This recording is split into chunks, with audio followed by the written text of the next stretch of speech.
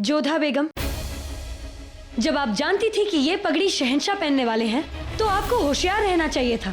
आपने कोताही बरती और इसी का फायदा उठाकर किसी ने शहंशाह पर हमला करने की कोशिश की। इनमें इनकी कोई गलती नहीं है रुकैया बेगम। जितना खतरा हमें था उतना खतरा इन्हें भी था। जिस तरह से आपने अपने होजरे में शमशीर रखी थी, इन्होंने अपने होजरे में वो पगड़ी रखी थी। जिस किसी ने भी इस पगड़ी में जहर मिलाया वो जोधा बेगम की जान भी ले सकता था। अब बस हमें ये जानना है कि वो कौन सा शख्स है जो हमारे महल में हमारा दुश्मन है और हमारे हरम तक पहुंच गया है। शहंशाह आपसे निवेदन है, क्योंकि आक्रमणकारी महल में ही है, इसलिए आप सावधानी बरतें, क्योंकि हो सकता है उसके साथ उसके कुछ और सहायक हों।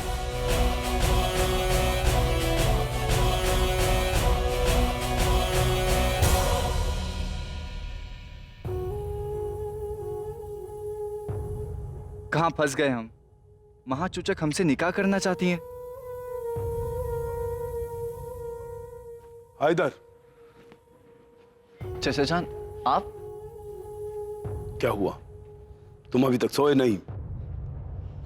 इन हालातों में कहां से नींद आएगी चाचा जान? और आपने उनसे कुछ कहा क्यों नहीं? क्यों नहीं कहा उनसे कि हम उनसे निकाह नहीं कर सकते? उनकी और हमारी उम्र में कितना फर्क है। वो तो हमारी अम्मी जान से भी बूढ़ी हैं, उनकी बेटी हमारी उम्र की है। बस हम उनसे निकाह नहीं कर सकते। आहिस्ता बोलो, अगर किसी ने सुन लिया तो तुम जिंदगी में दोबारा बोलने के काबिल नहीं रहोगे।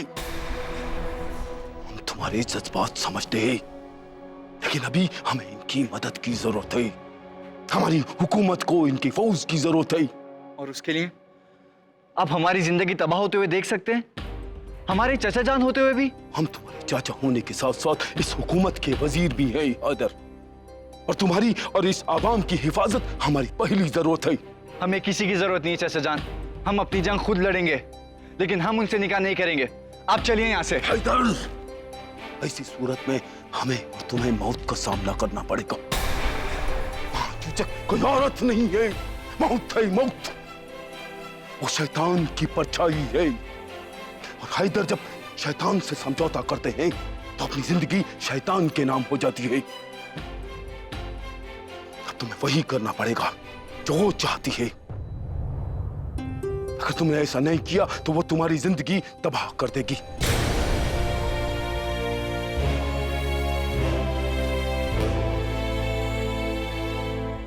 हमारी बात गौर से सुनो।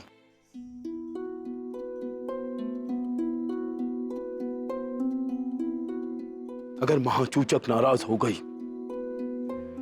तो हमारी मदद करना तो दूर, उनकी फौज हमारी हुकूमत को तबाह कर देगी। हैदर, कभी कभी हुक्मरान को आवाम की जिंदगी बचाने के लिए अपनी जिंदगी के लिए कुछ समझौते करने पड़ते हैं। इसे ऐसा ही एक समझौता समझकर मान लो, तुमको महाचूचक से निकाह करना ही होगा हैदर।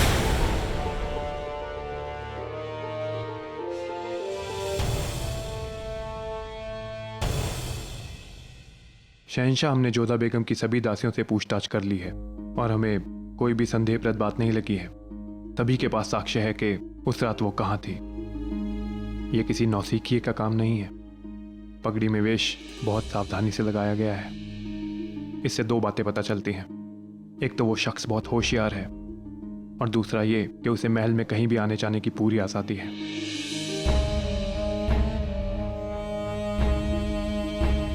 अब खुद पर ज्यादा दबाव न डालें टोरबल साहब। हम आज नहीं तो कल उस गुनहगार को ढूंढ ही लेंगे, लेकिन हम आपका शुक्रिया अदा करना चाहेंगे।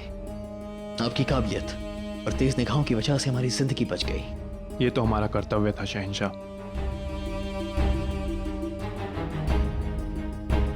अब क्या सोच रहे हैं अदका साहब? हम सोच रहे हैं कि हमलावर अभी तक महल में ही है और इसकी पहचान भी नहीं हो पाई है अब तक। वो आगे क्या करने वाला है यही सोच रहे हैं हम।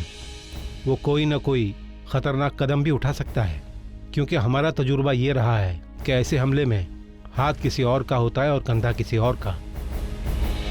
शायद कोई पुरानी दुश्मनी निकल रहा है आपसे। और अक्सर ऐसे हमले वहां से होते हैं जहां से उम्मीद ना हो। बजा फरमाया आपने। इसीलिए उसने जोधा बेगम को चुना, क्योंकि वहां से हमले के बारे में कोई ख्वाब में भी नहीं सोच सकता है। शहंशाह का इकबाल बुलंद हो, जोधा बेगम तशरीफ ला रही हैं। उन्हें अंदर आने दिया जाए। टोडरमल साहब का साहब, हम कुछ देर बाद आपसे मुखातिब होते हैं।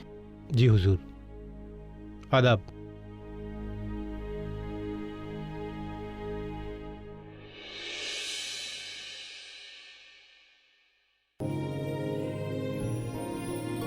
हमें खेद है शहंशाह, हमारी भूल के कारण ही सब कुछ हुआ।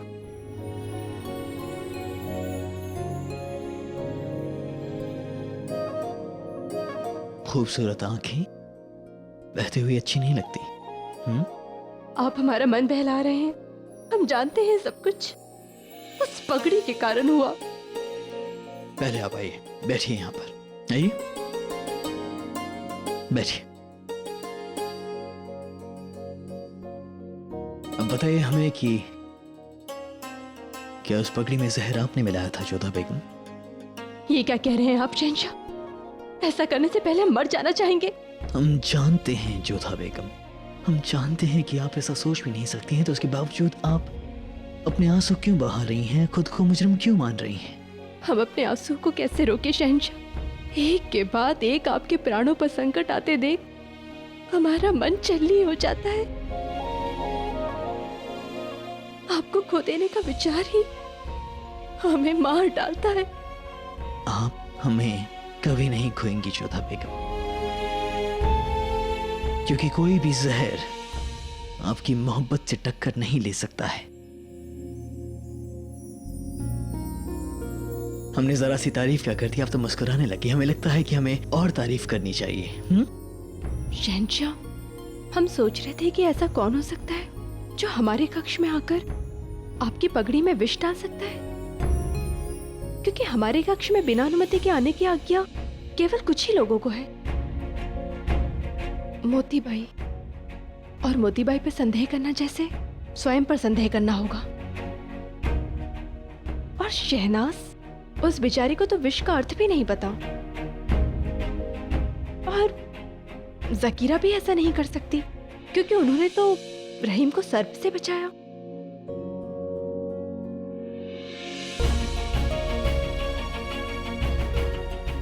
क्या हुआ शहंशाह, अचानक से खड़े क्यों हो गए? एक बात बताइए जोधा बेगम, क्या पगड़ी बनाते वक्त और उसके बाद भी जाकिरा आपके साथ थी? हाँ, परंतु आपने ऐसा क्यों पूछा? माफ कीजिएगा जोधा बेगम, हम किसी पर इल्जाम नहीं लगा रहे हैं, लेकिन ऐसे हालातों में किसी पर शक करना जायज होता है। टोडरमल साहब नहीं जानते हैं कि एक वक्त पर जाकिरा बेनजीर के साथ थी और इसे जहर के बारे में अच्छी खासी मालूमात है। आप कहना क्या चाहते हैं? हम कहना चाह रहे हैं कि हो सकता है ये सब जाकिरा ने किया हो। नहीं शहंशाह, जाकिरा को आपने प्राण दान दिया है, वो ऐसा नहीं कर सकती। हो सकता है कि वो अब भी अबुल माली के लिए अपनी वफादारी निभा रही है। हमें फौरन ही ये सब टोडरमल साहब को बताना होगा। जोधा बेगम, आप फिक्र मत करिए, अगर वो बेगुनाह साबित होगी तो हम उसे सजा नहीं देंगे। हम बस तफ्तीश करेंगे। हम बस जानना चाहते हैं कि इन सब मामलात के पीछे किसका हाथ है, क्योंकि हम आपकी आंखों में आंसू नहीं दे सकते हैं जोधा बेगम।